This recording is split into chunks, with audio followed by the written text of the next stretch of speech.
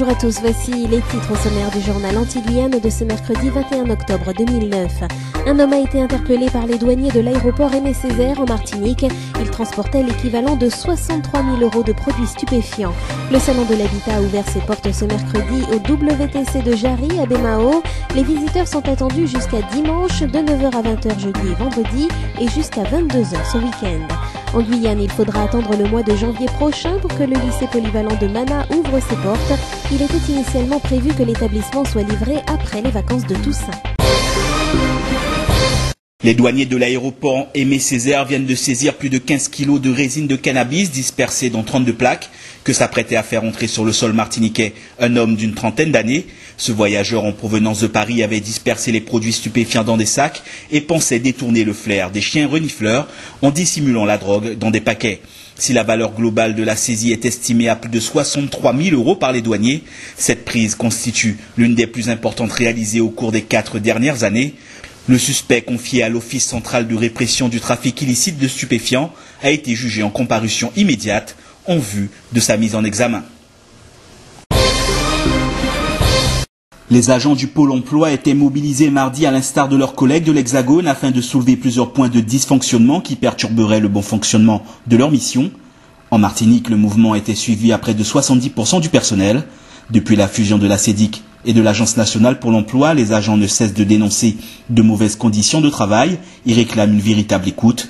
Certains fonctionnaires ont livré des exemples des difficultés qui ternissent leur quotidien, allant jusqu'à parler d'une régression de 15 ans.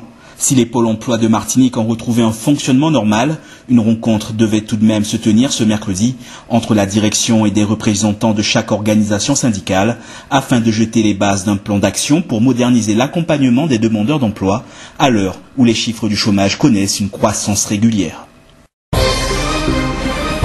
Le salon de l'habitat a ouvert ses portes ce mercredi au WTC de Jarry à Bémao. Jusqu'à dimanche, par cette manifestation, la région Guadeloupe, la Seine-Saint-Marc et Comantilles offrent aux visiteurs la possibilité de bénéficier d'un maximum d'informations, de conseils et de choix pour construire, rénover, sécuriser, aménager, décorer et financer leur habitat. 150 exposants répondent aux questions de chacun. Le thème de l'édition 2009 de ce rendez-vous est l'éco-habitat. Ce type de construction ne fait pas l'objet d'une norme, mais c'est une pratique qui consiste à mettre en œuvre un certain nombre de mesures, selon Patrick Pirot, journaliste spécialiste des questions d'écologie et d'habitat bioclimatique. C'est une démarche qui permet d'arriver à une sorte d'excellence en matière de sobriété énergétique, mais également de confort. Veiller à réduire sa consommation d'énergie ne passe pas forcément par l'achat de matériel de haute technologie. Cette démarche peut également se traduire par des mesures passives ayant trait à la conception même de la maison, orientation, disposition des pièces, bonne isolation ou encore protection de la façade ouest. À l'occasion de l'ouverture du Salon de l'habitat, le premier guide de la maison écologique en Guadeloupe, ouvrage destiné au grand public, a été présenté. Patrick Pirot, en tant que rédacteur en chef, l'a réalisé avec l'appui de spécialistes locaux.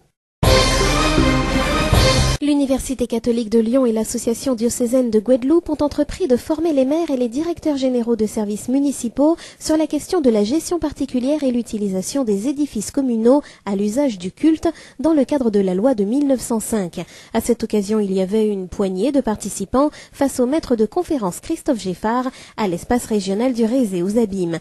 Les édifices publics affectés au culte sont actuellement soumis à une législation particulière qui date de plus d'un siècle, mais son application doit être constamment revue et assimilée par tous les partenaires. Dans le contexte actuel de sécularisation ou encore de conflits divers autour des prérogatives des uns ou des autres concernant ces édifices et leur utilisation, le but est de pallier à l'avenir à la méconnaissance de la législation.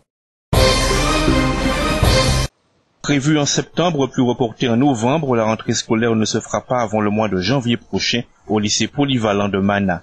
Les élèves et le personnel qui occupent les locaux du collège de Mana devront donc prendre leur mal en patience. Une situation qui a provoqué l'inquiétude de Georges Patient. Le sénateur et maire de la commune a d'ailleurs alerté la région et le rectorat. L'établissement est situé le long de la route départementale à près de 5 km du bourg de la commune, non loin du carrefour d'accès au lieu dit Terre Rouge. Le terrain, qui s'étend sur plus de 7 hectares, est situé en zone isolée, dans une bande boisée entre la route et les rizières qui bordent la côte.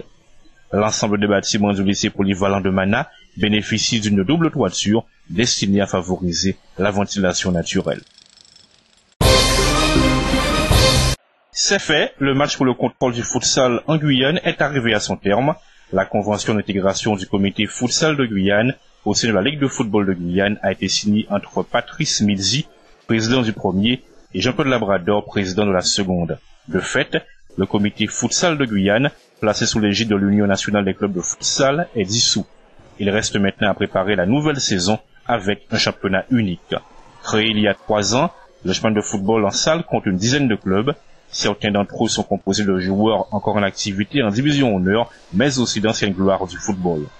Le futsal dispose de règles particulières qui s'appuient non seulement sur le football, mais également le handball, le basket et le water polo.